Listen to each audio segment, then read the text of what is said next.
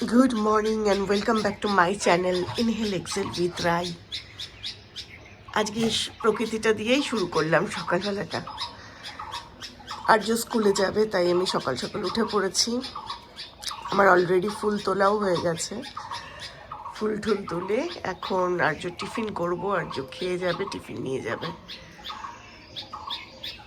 সকালবেলাটা এত ভাল লাগে, কিন্তু খুব ঠান্ডা বন্ধুরা, এখন খুব ঠান্ডা আপনাদের এখানে। ঠান্ডায় মানে একদম অবস্থা কাহিল হয়ে যাচ্ছে। চলুন বন্ধুরা, দিনটাকে আজকে শুরু করা যাক। আশা করি আপনারা সকলে ভালো আছেন, আমরাও সকলে ভালো আছি। চলুন দিনটাকে আজকে শুরু করে দিই। আমার এক একটা বাচ্চা, এরা বড় যত্নের বাচ্চা। তার মধ্যে এই বাচ্চাটা একটু শুকিয়ে গেছে, ওরা একটু প্রপার নারিশমেন্ট লাগবে। দেখি আজকালের মধ্যে বসবো। এটি আমার আরেকটি বাচ্চা।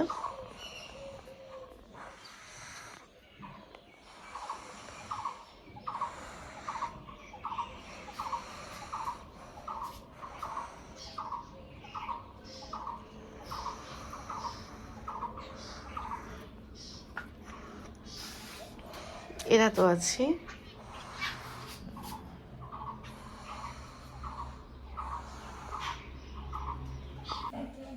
চলো পুজোটা করে নিই। এই আজকে সকালবেলা ফুল ঠুল সব তুলেছি, আর এই এখন মহাদেবকে স্নান করানো হয়ে গেছে, আমার টার্টেলকেও চান করানো হয়ে গেছে, সমস্ত কিছু পরিষ্কার হয়ে শঙ্খের জল পাল্টে দিয়েছি। এখন দেখছো যে তোমরা গোমাতাকে দেখাচ্ছি, একটা লাল কাপড় পরিয়ে রেখেছি, আর পরিষ্কার করে সব হয়ে গেছে। বাসনগুলো অলরেডি মাজাই গেছে, এবার শুধু পুজোটা করার অপেক্ষায়। পুজোটা হয়ে গেলে তারপরে আবার আসছি।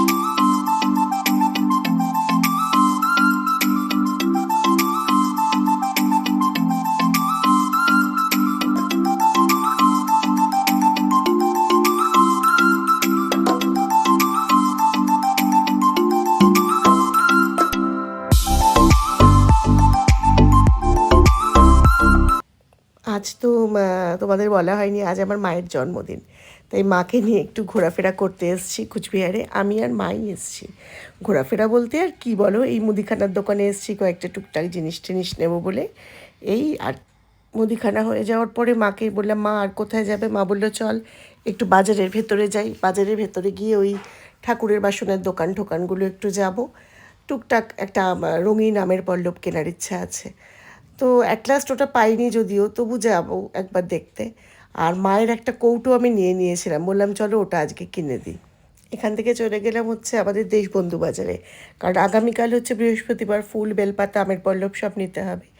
নিয়ে একেবারে সোজা মাকে নিয়ে চলে এলাম হালদিরামসে। মা তো অন্য কোথাও সেরকম খায় না, বলেছিলাম মা তুমি চলো, তোমাকে একটু হালদিরামসে কিছু খাওয়াবো।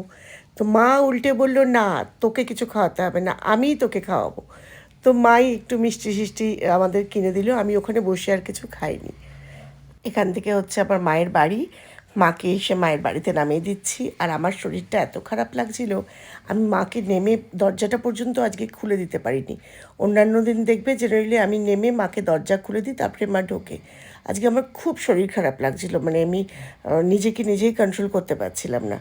তো মাকে বললাম, মা তুমি পারবে ঢুকতে? মা বললো হ্যাঁ তুই বস, আমি পারবো।